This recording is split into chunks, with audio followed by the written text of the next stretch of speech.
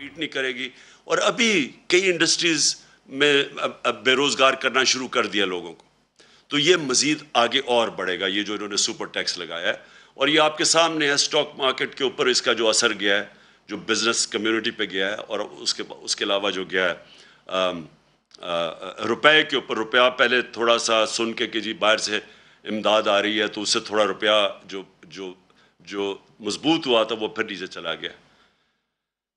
تو اور تیسری چیز جو ہمارا زراعت کے اوپر ملک سارا جو ہمارا ملک تو ڈپینڈ کرتا ہے اس کا کہ زراعت جب اوپر جاتی ہے تو سارے 60% پاکستان کو فائدہ ہوتا ہے. تو اب انہوں نے جو ڈیزل کے اوپر جو ڈیزل مہنگا ہوا اور جو لوڈ شیڈنگ ہے اس کا سب سے بڑا اثر ہمارے کسانوں پہ پڑنے والا ہے اور اس کے پاکستان کی پیداوار کے اوپر. تو ایک طرف سیلریڈ کلاس, جس سیلریڈ کلاس کو انہوں نے پہلے چھوٹ دی تھی, جو 1 لاکھ روپیہ مہینہ سے زیادہ تنخواہ تھی ان کو پہلے چھوٹ دی, اور 1 لاکھ سے کم یعنی 50,000 روپے کا اب نیچے سلیب لے آئیں, یعنی 1 لاکھ سے 50,000 روپے آ گئے. پہلے انہوں نے کہا تھا کہ 1 لاکھ تک چھوٹ ملے گی. 50,000 روپے مہینے کی بھی ٹیکس آ گیا ہے. 1,00,000 روپے مہینے سے جو زیادہ ہے ان کا ٹیکس ڈبل کر دیا. تو پہلے جو تنخواہ دار طبقہ مشکل میں تھا اس کے اوپر مزید اور ٹیکس بڑھا دیا. اور اس سے کیا ہوگا؟ اس سے لوگ مجبور ہوں گے ٹیکس کی چوری پہ. جو ہم نے اتنی مشکلوں سے پاکستان میں بڑی دیر کے بعد ریکارڈ ٹیکس اکٹھا کیا تھا, اور ریکارڈ ٹیکس اکٹھا کا مطلب یہ کہ کبھی پاکستان سوچ نہیں سکتا تھا. ہمیں تانے دیے جاتے تھے کہ 6,000 ارب روپیہ آپ ٹیکس کیسے اکٹھا کریں گے, اس سے زیادہ ہم نے کیا. اور میں آپ کو گارنٹی کرتا ہوں کہ جو ہم قدم اٹھا رہے تھے, ہم 8,000 ارب اور اس سے بھی آگے جانا تھا اس سے اگلے سال. وہ کیسے؟ ہم وہ جو موجودہ لوگ ہیں انہی کے اوپر بوجھ نہیں ڈالنا چاہتے تھے, ہم ٹیکس بیس بڑھانا چاہتے تھے. اور اس کا طریقہ کیا تھا کہ ہم نے بڑی مشکلوں سے نادرا کے ساتھ مل کے آئیڈینٹیفائی کیا کہ 4 کروڑ 30 لاکھ گھرانے تھے, 4 کروڑ 30 لاکھ جو ٹیکس نہیں دیتے تھے. ان کو ہم نے آرٹیفیشل انٹیلیجنس, یہ ایک نیا طریقہ ہے جس سے آپ ان کی رہن سہن کیسا ہے, ان کے پاس گاڑی ہے, گھر کدھر ہے, یہ ساری چیزیں دیکھ کے ان کی ٹریول کتنی ہے وہ فیڈ کر کے کمپیوٹر میں آرٹیفیشل انٹیلیجنس کے ذریعے ہم نے سب پتہ چل گیا تھا کہ کون کتنا ٹیکس دے سکتا ہے. اور اپریل سے جب ہماری گورنمنٹ گئی ہے ہم نے پورا پلان بنایا ہوا تھا کہ ان کو ہم نے کیسے ٹیکس نیٹ پہ لے کے آنا ہے. اس کا مطلب ہمارا ٹیکس نیٹ بڑھ جانا تھا, اور بجائے انہی لوگوں کے اوپر زیادہ ٹیکس ڈالتے, بلکہ اگر ہم کم بھی ٹیکس کرتے تو کیونکہ وہ نیٹ بڑھ جانا تھا, ہمیں ہماری ٹیکس کی آمدنی جو میں سمجھتا ہوں کہ 8,000 سے پھر ہم نے اوپر جانا تھا. پھر ہم نے ایک ٹیکنالوجی کا استعمال کیا, اور یہ سارا ٹیکنالوجی کے ذریعے ہمارا پلان تھا. ہم نے جو ٹریک اینڈ ٹریس سسٹم ہے ایک, یہ جو بڑی ہم نے دیکھا کہ شوگر انڈسٹری کے اندر جب تفتیش کی تو جو شوگر انڈسٹری کے اندر کئی ملز 70% صرف ڈکلیئر کرتے تھے اپنی سیلز ٹیکس کے لیے کہ کتنی انہوں نے چینی بنائی ہے, باقی 30% وہ آف بکس بیچتے تھے, یعنی اس کے اوپر سیلز ٹیکس نہیں دیتے تھے. اس کے لیے ہم ٹریک اینڈ ٹریس سسٹم لے کے آئے کہ ایک ایسا سسٹم ہے کہ اس کے ذریعے ہر بوری کے اوپر وہ لگتا ہے, تو بیٹھے ہمیں پتہ چل جاتا ہے کہ کتنا انہوں نے پروڈیوس کیا اور کتنا وہ بیچ رہے ہیں. یعنی یہ جو چوری ہے سیلز ٹیکس کی, اس کو ختم کرنے کے لیے سسٹم لے کے آئے تھے. 20 انڈسٹریز کو ہم نے چنا تھا, 3 پہ ہم شروع کر دیا تھا ٹریک اینڈ ٹریس سسٹم, اور ہمارا پلان تھا کہ 20 تک ہم پہنچیں گے. تو ہم نے جو اپنا ٹیکس تھا اس طرح بڑھانا تھا, ٹیکس کی چوری کم کر کے. پھر جو ریٹیل سیکٹر, دکانیں جو ہیں, اس وقت جو دکانوں کا جو ٹوٹل دکانوں کی جو پیسہ دکانوں سے بنتا ہے, یعنی جو ان کا جو ٹوٹل ٹرن اوور ہے وہ 20,000 ارب روپیہ ہے, اور جو ٹیکس دیتی ہیں دکانیں وہ صرف اس میں سے 4,000 ارب دیتی ہیں. تو ہم ٹیکنالوجی کا استعمال کر کے باقی دکانوں کو بھی ٹیکس نیٹ میں لانا چاہتے تھے. تو کوشش کیا کر رہے تھے کہ ٹیکس نہ ہم بڑھائیں, ہم ٹیکس بیس بڑھائیں اور اس سے ہم پیسہ اکٹھا کریں, اور انشاءاللہ اس پہ ہم ٹارگٹ پہ جا رہے تھے اللہ کے فضل سے, جس طرح ہماری ریکارڈ ٹیکس کلیکشن ہوئی. اور کیونکہ ہم نے بوجھ نہیں ڈالا اپنی انڈسٹری کے اوپر, ریکارڈ پرفارمنس تھی ہماری انڈسٹری کی, ہماری ریکارڈ ایکسپورٹس تھی. ٹیکسٹائل نے ریکارڈ ایکسپورٹس کی, ٹیکسٹائل سیکٹر جو بند ہو رہا تھا جب ہماری گورنمنٹ آئی ہے، اور پوچھ سکتے ہیں فیصل آباد میں، وہ ٹیکسٹائل میں مزدور نہیں ملتے تھے ٹیکسٹائل انڈسٹری کے لیے، اور اس لیے وہ آگے جا رہی تھی. تو انہوں نے جو اب سٹیپس لگائے ہیں، یہ جو ہماری سارے، اور زراعت میں بات کر رہا ہوں کہ ریکارڈ پروڈکشن تھی، 4.4% پہ ہماری زراعت بڑھ رہی تھی. اور یہ ساری چیزیں، یہ میں نہیں کہہ رہا، یہ پاکستان کی اکنامک سروے کے اندر تھی.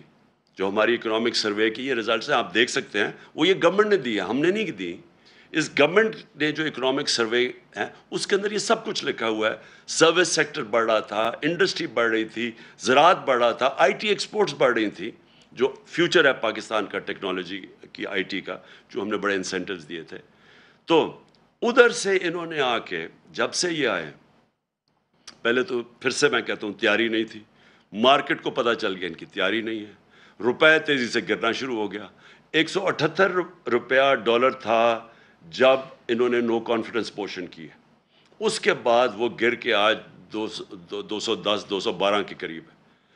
اور اس کی ابھی اثرات آنے ہیں. میں پھر سے آپ کو کہہ رہا ہوں کہ جب روپیہ گرتا ہے تو اور جتنی چیزیں باہر سے لیتی وہ اور مہنگی ہو جاتی ہیں. روپیہ گرا، سٹاک مارکیٹ گری، مارکیٹ نے سمجھ گیا ان کا کوئی پلان نہیں ہے. اور اس کے بعد ریکارڈ مہنگائی بھی ہوئی. اور اب یہ جو بجٹ دیا ہے، اس سے آپ یہ سمجھ لیں کہ ابھی مہنگائی نہیں صرف ہونی، صرف اس سے جو تنخواہ دار اور جو موجودہ ٹیکس پیئرز ہیں ان کے اوپر ہی نہیں بوجھ آنا، اس سے ہمارے روزگار کے اوپر فرق ہوگا. یہ بھی میں آپ کو کہہ دوں کہ ہمارا جو روزگار تھا، یہ پیپلز پارٹی اور نون لیگ کی حکومتوں سے سب سے بہتر پرفارمنس تھی روزگار کی. بلکہ جو ورلڈ بینک کی رپورٹ ہے، سارے بر صغیر میں کرونا کے بعد جو ملک میں سب سے زیادہ روزگار تھا یا سب سے کم بے روزگاری تھی، وہ پاکستان تھا. اس سے بے روزگاری بھی بڑھے گی، اور اس سے ہماری انڈسٹری متاثر ہوگی، اس سے ہماری زراعت متاثر ہوگی، اس سے ہمارا جو سیلری طبقہ ہے اس کے اوپر بوجھ پڑے گا. اور میں جو دوسری، اب میرا جو پہلو ہے اس میڈیا کا آپ سے بات کرنے کا، وہ یہ ہے کہ دیکھیں، یہ تو انہوں نے بجٹ کے اندر لوگوں کے اوپر مشکلات آ گئی، لیکن جو انہوں نے جو امینڈمنٹس کی ہیں نیب کے قانون میں، آج ہم سپریم کورٹ میں وہ گئے ہیں اور چیلنج کرنے کے لیے. لیکن اگر یہ خدا نہ خواستہ، اور مجھے پورا اعتماد ہے اپنی عدلیہ کے اوپر کہ وہ یہ ظلم نہیں ہونے دیں گے پاکستان کے اوپر، کیونکہ اگر یہ کامیاب ہو گئے اس چیز پہ، میری آج ایک آپ بات یاد رکھ لیں کہ کوئی پاکستان کو دشمن کی ضرورت نہیں ہے. یہ جو کرنے جا رہے ہیں یہ ملک کی تباہی ہے. دیکھیں، میں اپنی قوم کو، جب تک میں زندہ ہوں، میں نبی صلی اللہ علیہ وسلم کی جو حدیث ہے کہ تمہارے سے پہلے بڑی قومیں تباہ ہوئیں، جب بڑا ڈاکو چوری کرتا تھا تو اس کو آپ نہیں پکڑتے تھے اور صرف چھوٹے چور جیل میں جاتے تھے. یہ جو انہوں نے امینڈمنٹس کی ہیں، یہ صرف اور صرف اس ملک کی تباہی ہے، کیونکہ انہوں نے چھوٹ دے دی ہے سارے بڑے ڈاکوؤں کو. آج اگر میں بڑا کرپٹ ہوں تو مجھے انہوں نے امینڈمنٹ کے ذریعے انہوں نے آج مجھے چھوٹ دے دی ہے. میں دل بھر کے ملک کو لوٹوں، لیکن مجھے جو انہوں نے قانون پاس کر دیا، مجھے کوئی نہیں اب پکڑ سکے گا. صرف پکڑے جائیں گے چھوٹے چور، اور وہ چور جو بیوقوف ہیں. عقل مند چور وہ چھوٹا بھی بچ جائے گا جو انہوں نے چیزیں کر دی. میں صرف آپ کو موٹی موٹی چیزیں بتاتا ہوں کہ انہوں نے اپنی چوری بچانے کے لیے کیسے ہمارے سارے ملک کا انصاف کا نظام تباہ کیا ہے. سارا جو احتساب کا نظام ہے اس کی قبر کھود دی ہے انہوں نے. بلکہ انہوں نے پاکستان کے مستقبل کی، اس کے سامنے وہ اندھیرے میں آپ. اور میں آپ کو بتاتا ہوں کیا کیا انہوں نے سب سے پہلے یہ کیا کہ اگر میں ہوں سرکاری، میں ایم این ہوں، میں وزیر ہوں، میں وزیر اعظم ہوں، میں بیوروکریٹ ہوں، میں اگر چوری کرتا ہوں، اپنی پوزیشن کو، اپنی پبلک پوزیشن کو استعمال کرتے ہوئے میں چوری کرتا ہوں، میں پیسے بناتا ہوں، میں اگر وہ اپنے بیوی بچوں کے نام ڈال دیتا ہوں، دوستوں کے ڈال دیتا ہوں، رشتہ داروں کے نام پہ کر دیتا ہوں، اس نئے قانون کے مطابق مجھے کوئی نہیں پکڑے گا. یعنی آپ یہ سمجھ جائیں کہ اگر آج عمران خان نواز شریف اگر وہ اپنی بیٹی کے نام پہ باہر پراپرٹیز لے لیتا ہے آپ کوئی نہیں پوچھ سکتے. آپ بڑے بڑیاں زمینیں خرید سکتے ہیں اپنے بچوں کے نام پہ آپ کو کوئی نہیں پوچھ سکتا، کیونکہ انہوں نے تو کہہ دیا کہ جناب صرف وہ ذمہ دار ہے، اگر میرے پاس پیسے تو میں جواب دوں. اچھا لیکن نہ تو اچھا یہ جو فلودے والے اور یہ جو پاپڑ والے جن کے نام پہ انہوں نے بے نامی چیزیں لی تھی یہ اب سارے پاک ہو جائیں گے اس سے. پھر اگر فیک اکاؤنٹس میں پیسہ آ بھی گیا اور پوچھ لیا ان سے تو پوچھیں گے کیا کہ اگر مثلا 1 ارب روپیہ میرے اکاؤنٹ میں آ گیا لیکن وہ میں نے سارا یا خرچ کر دیا یا باہر بھیج دیا یا اس سے عموماً ہوتا کیا جب آپ زیادہ پیسہ بناتے ہیں یا یہ جو بڑے بڑے ڈاکو ہیں ان کا اصل میں نقصان کیا کرتے ہیں یہ کیونکہ ان کی چوری زیادہ ہوتی ہے. اب شہباز شریف کی اور بچوں کی صرف جو پکڑی گئی ہے، باقی یہ یاد رکھیں یہ پکڑے گئے ہیں، جو نہیں پکڑے گئے اس کا ہمیں پتہ ہی نہیں ہے. 16 ارب روپے کے جو ایف آئی کا کیس ہے، اب یہ کیا وہ پیسہ رکھ سکتے ہیں پاکستان؟ 16 ارب کا جواب دینا پڑے گا، لہٰذا یہ ہنڈی اور حوالے سے باہر بھیج دیتے ہیں پیسہ. یہ جو ان کی باہر پراپرٹیز ہے آپ اندازہ نہیں لگا سکتے کتنا پیسہ باہر بھیج، اگر پاکستان میں رکھیں گے پکڑا جائے گا. یہ ہمارا ہی نہیں ہے کیس، یہ جتنے بھی ملک جن کے اندر غربت ہے، جن کو ڈیولپنگ ورلڈ کہتے ہیں، وہاں سارا ملک ان کی غربت کی وجہ یہ ہے. وہ بھی طاقتور ڈاکوں کو نہیں پکڑ سکتے جس کو وائٹ کالر کرائم کہتے ہیں، ان کے پاس بھی وہ وکیل نہیں ہوتے جو ان کی وائٹ کالر کرائم پکڑ سکے. وہ بھی کیا کرتے ہیں کہ وہ بھی پیسہ چوری کیا ملک سے باہر بھیج دیا.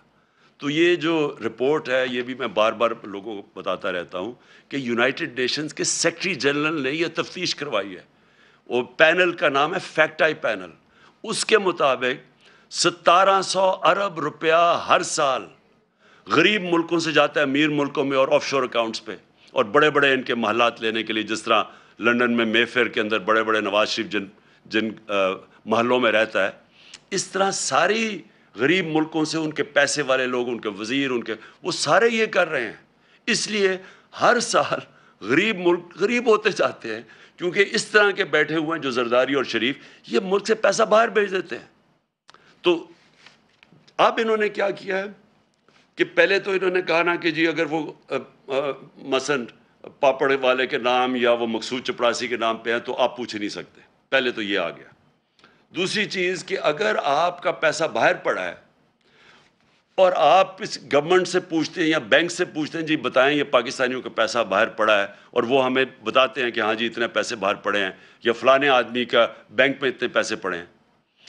اب انہوں نے قانون یہ پاس کیا ہے کہ اگر وہ کہتا ہے نا جی اس کے بینک اکاؤنٹ میں کوئی 50 ارب روپیہ پڑا ہے یا 1 ارب روپیہ پڑا ہے تو وہ اب ایڈمیسیبل نہیں ہے، یعنی وہ عدالت میں آپ نہیں لے جا سکتے. وہ جو بھیجے گا، جس طرح مریم نواز کا انہوں نے بھیجا کہ یہ جو 4 مہنگے لنڈن کے فلیٹ ہیں مے فیئر میں، یہ جو کمپنیز کے نام پہ لیے ہوئے ہیں، وہ کمپنیز کی جو مالک کا ہے وہ مریم نواز ہے، اور وہاں کی برٹش ورجن آئلینڈ کی کمپنی نے جے آئی ٹی کو لیٹر بھیجا تھا. انہوں نے جو قانون پاس کیا ہے اب وہ لیٹر کی کوئی اہمیت نہیں ہے، وہ ایڈمٹ ہی نہیں ہو سکتا. تو مطلب یہ ہے کہ جو اس ملک کے بڑے بڑے ڈاکو ہیں انہوں نے صرف پیسہ ملک سے باہر بھیجنا ہے، آپ پوچھ نہیں سکتے ان کو. اگر آپ کو پتہ بھی چل جائے کہ انہوں نے یہ بڑے بڑے محلوں میں رہ رہے ہیں آپ نہیں پوچھ سکتے ان کو کیونکہ اپنے آپ کو اجازت دے دی ہے. تو اس کا مطلب جو چھوٹے چور، جو سائیکل چور، جو بھینس چور، جو موٹر چور، یہ اس طرح کے لوگ ہی صرف پکڑے جائیں گے. بڑے بڑے ڈاکو آپ نہیں پکڑ جا سکتے. اور پھر chairman P T I Imran Khan news conference کر رہے ہیں. انہوں نے یہ کہا ہے کہ پچھلے 10 سالوں میں ملک کو مقروض کیا گیا، خود ارب پتی بن گئے. کرپشن دیکھیں 2 لیول کی کرپشن، ایک تو نا چھوٹے لیول کی کرپشن ہے، پٹواری نے پیسے لے لیے، اس نے لے لیے، تھانے دار نے پیسے لے لیے، ایک تو وہ کرپشن. ایک ہے جب وزیر اور اس کے پرائم منسٹر یا اس کے صدر جب طاقتور لوگ کرپشن کرتے ہیں وہ زیادہ پیسہ چوری کرتے ہیں. چھوٹے لوگوں کے پاس اتنا زیادہ پیسہ چوری کرنے کی ہوتی نہیں، ہوتے ہیں کئی کرتے بھی ہیں، لیکن اصل جو ملک کو تباہی ہوتی ہے وہ بڑے بڑے لوگ جب پیسہ چوری کرتے ہیں اور وہ چوری کر کے مجبوری سے پیسہ باہر بھیجنا پڑتا ہے کیونکہ ملک میں پکڑے جائیں گے. اب جب یہ کر دیا انہوں نے، جو ایک نیب جس کا کام تھا کہ ان لوگوں کو پکڑنا، کیونکہ اس کے پاس انہوں نے سارے قانون بنائے ہوئے تھے اس کو پکڑنے کے لیے، انہوں نے وہ سب کچھ ختم کر دیا. اپنے آپ کو بچانے کے لیے انہوں نے ملک کے اندر دروازے کھول دیے چوری کے. اس وقت آپ کسی بھی طاقتور کو نہیں پکڑ سکتے جو بڑی پیسے چوری کرے. اور پہلے ہی جس طرح میں نے کہا مشکل تھا, لیکن ایک اور کام کیا انہوں نے ایک اور کام کیا ہے کہ یہ جو قانون بنایا ہے یہ 99 سے بنایا ہے. جو 99 کے بعد جتنے بھی کیسز ہیں وہ انہوں نے کہا وہ اس میں شامل ہیں. تو اس کا مطلب کہ جتنا ہمارے دور میں یعنی ہمارے آنے سے پہلے 2018 سے پہلے کوئی 280 ارب روپے کا نیب نے پیسہ ریکور کیا تھا, ہمارے 3 سالوں میں 480 ارب روپیہ نیب نے ریکور کیا 3 سالوں میں. تو یہ جو پیسہ اب ریکور کیا ہے, اب یہ ہو سکتا ہے کہ کئی لوگ کہیں جی اب تو نیا قانون آ گیا, ہمیں وہ پیسے واپس کریں. جو ہم کوئی 160-180 ارب روپیہ مہینے کا ہمیں نیب سے ملک کو آ رہا تھا, اب تو وہ تو ختم ہو گیا نا, وہ تو اب نہیں ملے گا. لیکن وہی نہیں, وہ جو پہلے انہوں نے پیسے نیب نے لیے, ہو سکتا ہے یہ عدالت میں چلے جائے کہ جی ہمیں وہ بھی پیسہ واپس کرو. تو میں آخر میں اپنی قوم سے یہ کہنا چاہتا ہوں کہ ہم اس وقت وہ فیصلہ کن وقت پہ کھڑے ہیں کہ یہ جو لوگ, یہ جو چور تھے جو 30 سال سے ملک میں پیسے چوری کر رہے ہیں, جو پہلے NRO 1 لے چکے تھے, اب آ کے یہ NRO 2 انہوں نے اپنے آپ کو دیا ہے. ہم نے جس طرح کہا سپریم کورٹ میں ہم چیلنج تو کر رہے ہیں, لیکن اگر یہ کامیاب ہو جاتے ہیں اور یہ قانون رہ جاتے ہیں, آپ یہ سمجھ جائیں کہ پاکستان ایک بنانا ریپبلک بن جائے گا. ابھی تو ہم کہتے ہیں نا بننے جا رہے ہیں. بنانا ریپبلک کیا ہوتا ہے؟ بنانا ریپبلک وہ ہوتا ہے جدھر طاقتور کے لیے ایک قانون ہوتا ہے اور کمزور کے لیے دوسرا. بنانا ریپبلک وہ ہوتا ہے جدھر رول آف لا نہیں ہوتا, یعنی قانون کی حکمرانی نہیں ہوتی, مائٹ از رائٹ ہوتی ہے, جس کی طاقت وہ جو مرضی کر لے. ادھر جا رہا ہے پاکستان. ایک طرف ہم نے ٹیکس لگا دیے لوگوں کے اوپر, تنخواہ دار لوگوں کے اوپر, اپنی کارپوریٹ کے اوپر ٹیکس لگا دیے, کسانوں کے اور عام آدمی کے لیے ڈیزل پٹرول بجلی وہاں تک پہنچا دیا ہے کہ ان کے لیے اب مشکل ہوگا گزارا کرنا. دوسری طرف جو سب سے بڑے طاقتور ڈاکو ہیں اس ملک میں, جنہوں نے 30 سال سے لوٹ رہے ہیں ملک کو, جن کے پاس اربوں روپے کی پراپرٹیز باہر ہیں, ان لوگوں کو 1100 ارب روپیہ معاف کر دیا ہے. ٹیکس لگا رہے ہیں ہم نے کتنے ٹیکس, 8 انہوں نے ایکسٹرا IMF کے کہنے پہ ٹیکس لگائے ہیں. تو وہ جو لوگ لوٹ رہے تھے ملک کو, 1100 ارب روپیہ ان کا معاف کر دیا ہے اس نیب امینڈمنٹ نے. 1100 ارب روپیہ. ذرا ذہن میں ڈال لیں کہ یہ پیسہ پاکستان کا پیسہ تھا جو چوری ہوا ہے. یہ کبھی ان کو اجازت ہی نہیں ہونی چاہیے پیسہ معاف کرنے کے لیے. یہ قوم کا پیسہ تھا, اپنے آپ کو چھوٹ دے دی ہے. اپنے آپ کو بچانے کے لیے یہ نے ملک کو کدھر تک پہنچایا, انہوں نے کتنا نقصان کیا ہے. تو اس لیے ساری قوم کو, میں آج ساری قوم سے اپیل کر رہا ہوں. میں اپنے لیے نہیں کر رہا, میں آپ کے اور آپ کے مستقبل, آپ کے بچوں کی, آنے والی نسلوں کے مستقبل کے لیے کہہ رہا ہوں کہ یہ ہے ٹائم ہم سارے پرامن احتجاج کریں اس کے خلاف. یہ ہمارا جمہوری حق ہے. ہمیں انہوں نے جب 25 مئی کو جب ہم نے پرامن احتجاج کیا, تو جس قسم کے انہوں نے ہمارے اوپر تشدد کیا, یہ میں آپ کو یقین دلاتا ہوں کہ کسی جمہوریت گورنمنٹ میں پاکستان کی تاریخ میں ایسے نہیں ہوا. اور میں آپ کو جنرل مشرف کے مارشل لاء کو کہتا ہوں, میں نے 8 دن جیل میں گزارے تھے. میں نے اس دور میں اس طرح کا ظلم نہیں دیکھا جو انہوں نے اب کیا. اور ایسے انہوں نے ظلم کیا صرف ایک وجہ سے, کیونکہ ان کو پتہ ہے یہ سارا ایک سازش کے ذریعے آئے ہیں, ناجائز ہیں, انہوں نے چوری چھپانے آنا تھا. ان کا صرف ایک اب حربہ رہ گیا کہ لوگوں کو خوف پھیلائیں, ڈنڈے کے زور سے لوگوں کو دبائیں تاکہ لوگ چپ کر کے بیٹھ جائیں, کہ خوف زدہ ہو جائیں لوگ کہ جی ہر جگہ. اور لوگوں کو ٹیلی فون آتے ہیں, کبھی صحافیوں کو ٹیلی فون آ جاتا ہے ان نون نمبر سے, کبھی سوشل میڈیا کے لوگوں کو اٹھا کے 2 دن جیل میں ڈال دیتے ہیں خوف پھیلانے کے لیے. میرے اوپر کوئی 9 پتہ نہیں کتنی FIRs ہیں, صرف کہ کسی طرح ہم ڈر کے چپ کر کے بیٹھ جائیں.